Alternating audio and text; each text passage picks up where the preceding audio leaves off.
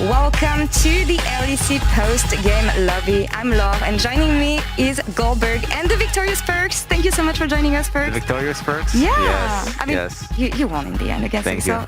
you. We came in today actually with not knowing what to expect from this series. How was it on your end? Did you think they would take you to 5 games? I mean, I thought Excel is actually not a bad opponent. And I wished it didn't take 5 games because I'm really hungry, and I didn't get really full before the games because I don't like it to get too full. Yeah. But then I don't know, I didn't have enough chicken today, so I don't know, something was missing. It's hard to find the balance. Yeah. But yeah, I think it was a fun series. But yeah, I'm just a bit hungry now. Did your hunger influence any of these games? Was that the reason why you couldn't close out in a 3-0 fashion, because you got hungry in the middle of the series? I mean, I think it was like, yeah, it was probably a bit of it. I mean, I felt really disrespected when like somebody picked Kai'Sa, when Nuke picked Kai'Sa against me. Like that was like maximum disrespect when they're 2-1 up. So I think that was the moment where even though I was hungry, I decided like we really want to win right now because like that was really disrespectful. So yeah. Well, you've been doing this for a long time, but still some learnings to take, maybe to eat more before the series next time. I saw you had some snacks actually backstage, so. Oh, we had good snacks, just like not enough like proper food, you know. Well, talking a bit more about this series, it was really close, honestly, except that last game. What do you think it came down to on your side, but also Excel? I mean, you know how it goes. Like I can really truly only perform when I'm 1-2 down. The myth. That is when I'm truly unlocked my full power. So I think like as like trying to get to know myself, you know, I realized that like I kind of want to be 1-2 down just to demoralize opponents and then win the series. But yeah, I mean. As soon as we lost game 1, you know, I knew it was gonna be a banger, like, cause I'm not getting 3-0'd by Mickey X again. Like, I got 3-0 by him like 4 years ago once. So I was like, I told him like, Mickey, you're going down today. I'm sorry. So it was more like kind of like an ego battle rather than anything else. Like, since I was so hungry, maybe if I wasn't playing against Mickey, I would just like go home, you know. But it was like I have a lot of G2 members waiting for me in the gauntlet here. It seemed like you know, a very interesting series with back and forth, and Kasi was mentioning some of the adaptations as well. And I think specifically through draft as well, you guys gave Jinx over, Aphelios was prio. What do you think the story was coming into game 5? What had you guys figured out that was now the key to take the last game? I mean, I feel like whenever you face a team, the prio of a specific champion raises throughout the best of 5, not knowing it was gonna race, or maybe assuming it could race. Like today it was like Corki kind of right. Against G2 next week, it might be a different champ, right? Yeah. Mm-hmm. So it's like you just have to be willing to adapt and like completely switch up your prep, kind of, because it's a best of 5, right? Yeah. And that's kind of fun, you know. You play a lot of games. You're showing a lot of stuff, right?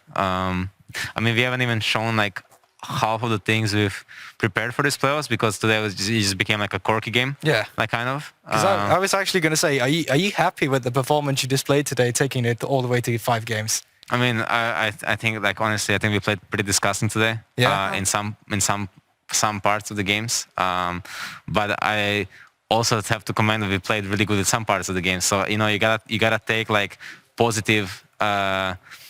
You gotta reflect on the positive things from the series because there is obviously a lot to learn, you know, and we got the maximum learning experience today. I definitely think we have to play slightly better to win next week, and then maybe slightly better to win the week after. But as I mentioned before, at some point, like not today, but like on my stream or something, I said like I feel like every team is beatable, and I don't think it's like. I don't think one team is like strictly above the others. Besides May Fnatic, they look very strong. I think they're for sure. I would say they're slightly above the others, and then the other teams are like kind of equal. And I think Misfits is probably the worst. Just like as an outsider, I think the XL, G2, us, and Rogue are kind of like around the same. So that's how I would like rank the teams. And then again at the end of the note, the team that is the better on that day will win, right? Yeah. The team that is more willing to adapt, more hungry to win, kind of, you know. And I was pretty hungry today, so maybe Maybe that is the key. It comes down to the small details, actually, especially in best of 5 series, even though you have tons of experience Perkz now. Quick question about what you said.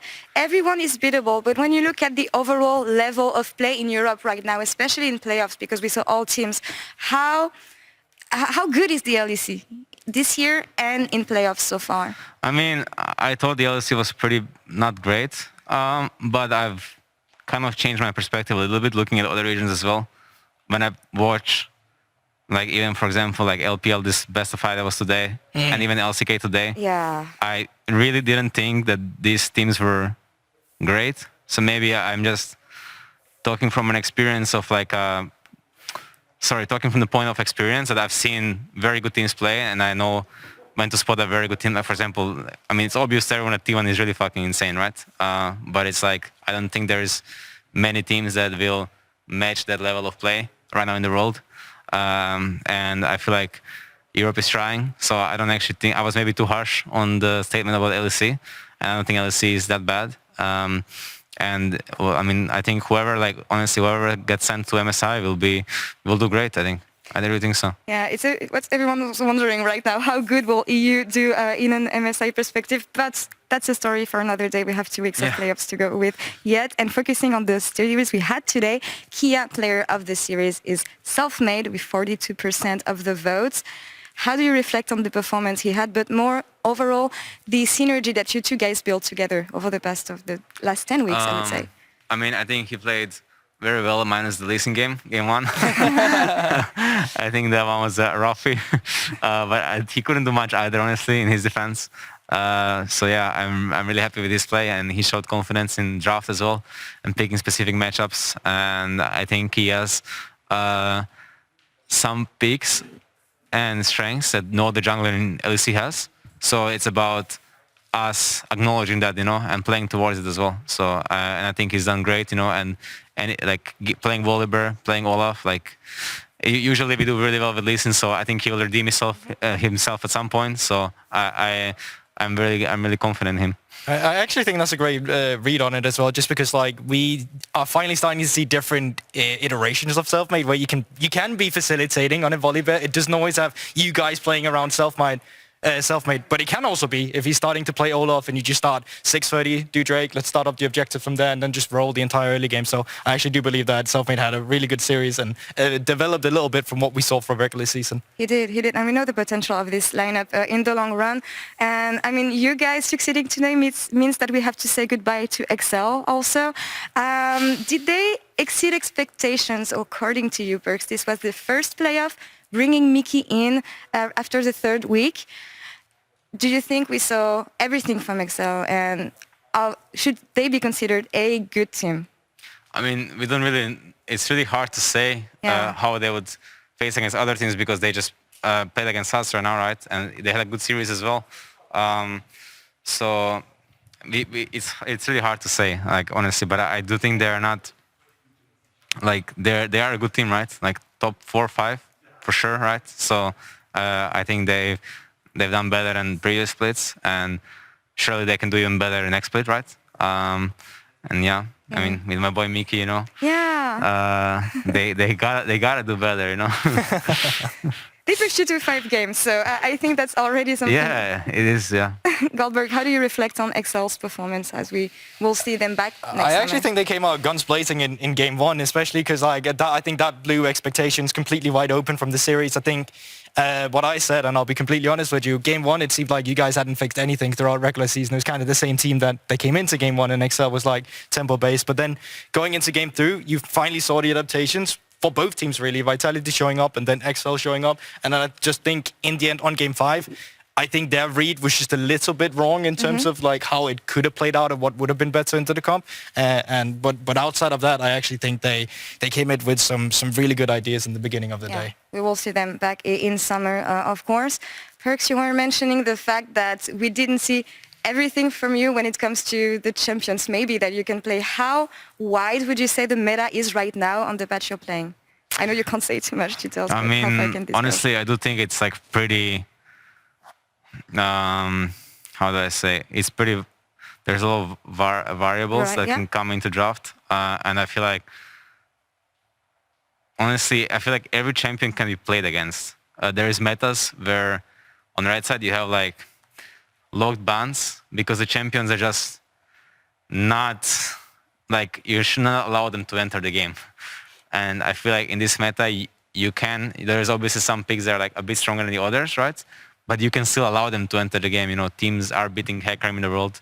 Teams are beating Zeri. You know, like teams are beating Jinx. You know, this kind of champions, right? So I don't think there is something super oppressive, and it's just that's the fun part about players are trying to find out what do you want to give and what do you want to play against the champion you're giving, right? You're giving consciously. And I think in this meta you can play against this. So I think it will show creativity and adaptivity from the teams. I'm looking forward to seeing more because we're back to Jinx Aphelios meta, and this has been the way it's been played for the whole day, Goldberg. It's been a while. I mean, honestly, I'll be honest. My favorite games are the ones where Jinx and Aphelios are just banned, and I finally start seeing different champions. It's been a while, you know. We had the Worlds patch, moving on to this patch.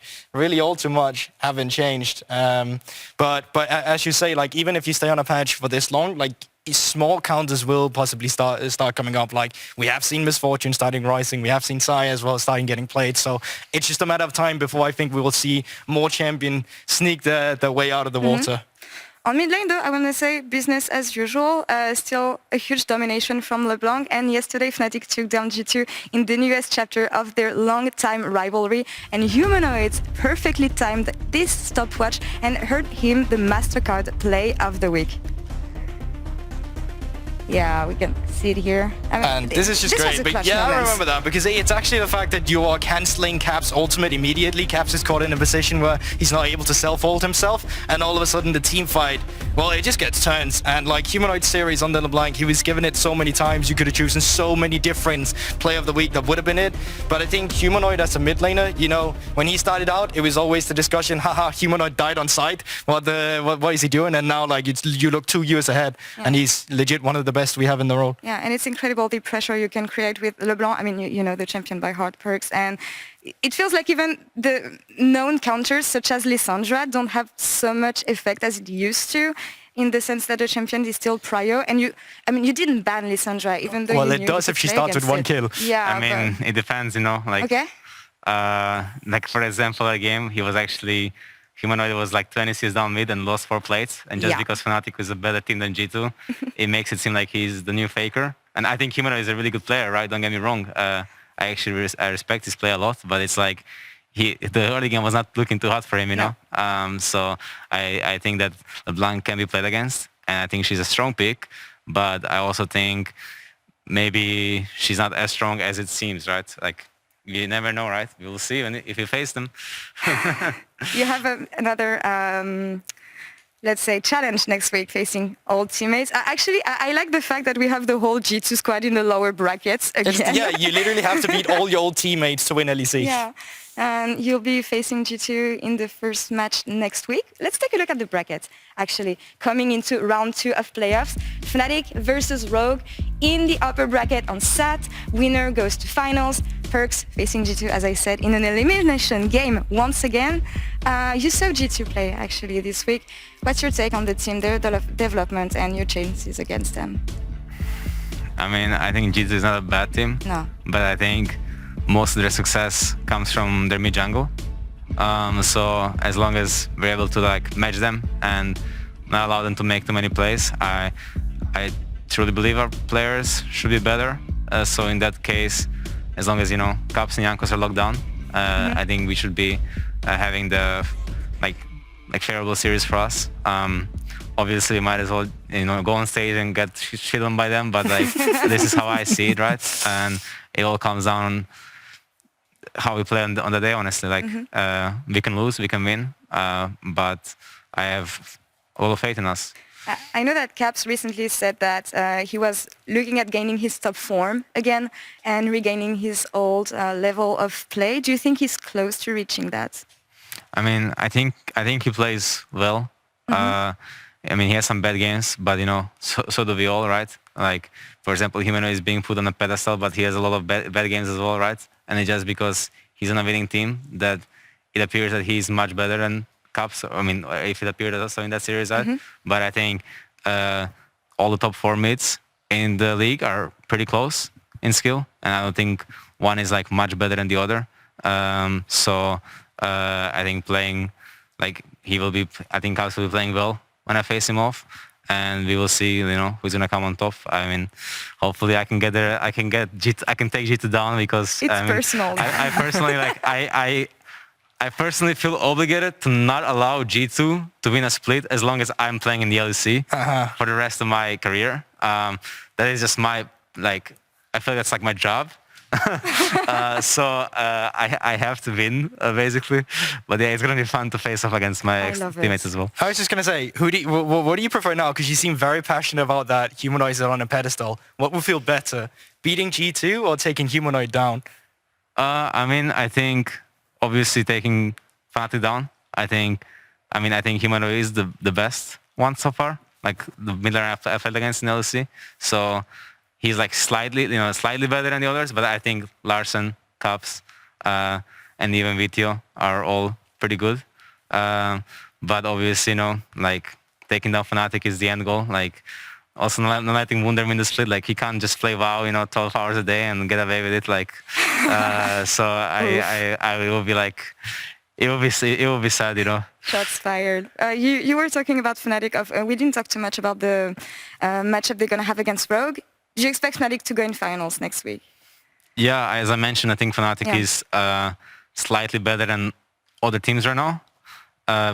Given the teams still have 2 weeks, to work on the strategies. I do think Fnatic will probably beat Rogue. But probably I would say like 75% for Fnatic and 25% for Rogue. Having said that, I don't think Rogue is a weak team at all.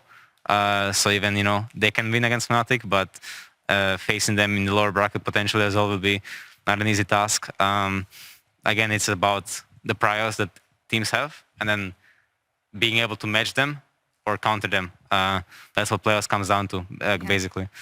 And finding good answers in draft and finding ways to reset. I think that Rogue has been vaguely underestimated, Galberg, but I don't also think we've seen much from them, given the fact that Misfits was really not playing at their best level against them, let's say. I think Rogue for the longest time, just has been this team because they have a boring playstyle that, you don't want to say that they're some of the best. While I do feel like Larsen is an insanely good laner, I think he's got good basic lane fundamentals in terms of hovering to the correct side of the map as to where enemy jungler is and where your jungler is and all the basic that goes into that. So I think it is really going to be an interesting matchup, but I agree with your sentiment, which is that I think Fnatic just had that little edge over the other teams currently.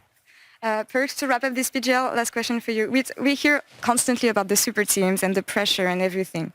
You drink it, the pressure. You don't feel it as much, don't you? I mean, I think people have overblown this super team narrative. For sure. I obviously don't think we're a super team. Yeah. I don't think there is being a super team ever besides maybe 2019 G2. That team was obviously pretty crazy, right?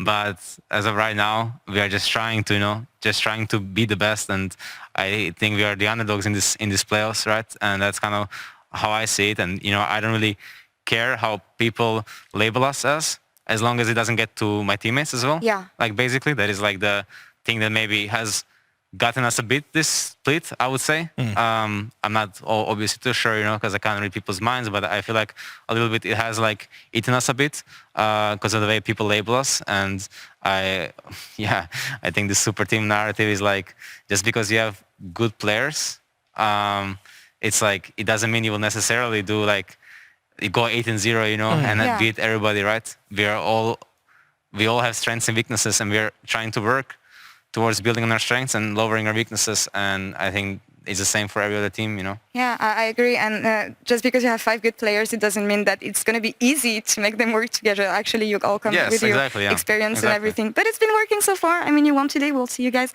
next week. We're trying hard.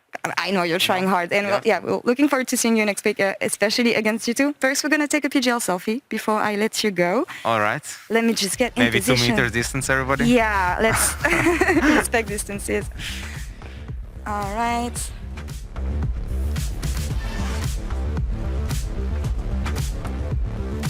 Yay. Thank you guys. Nice. And thank Thank you you guys guys. at home. And that's all for us for this weekend. But over in the LCS, the final day of the regular season is already on the way with the final playoff spot Let's go, on the C9. line.